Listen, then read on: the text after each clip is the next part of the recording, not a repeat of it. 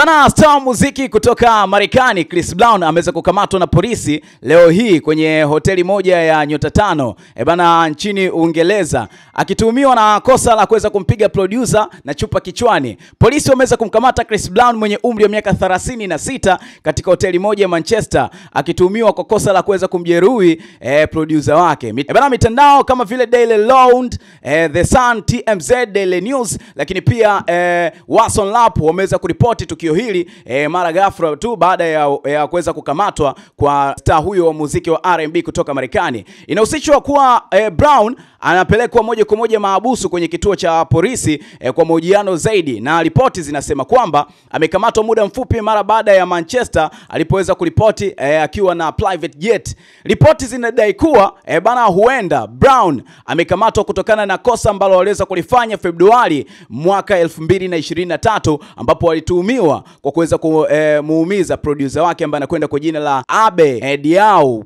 kwenye night club huko jijini London. So kwa kweli, kama mdau wa burudani ambaye uko right now, unaweza uka drop comment yako kutupe mtazamo wako. Uko na mtazamo gani? Tukio lilikuwa ni la mwaka 2023 Februari, lakini sasa hivi ndio ameweza kukamatwa. Drop comment yako kwenye anja comment hapo, usiache kusubscribe kwa taarifa kadha zinazozidi kuendelea kutoka ndani na nje ya mipaka Tanzania. Until next time, bye bye.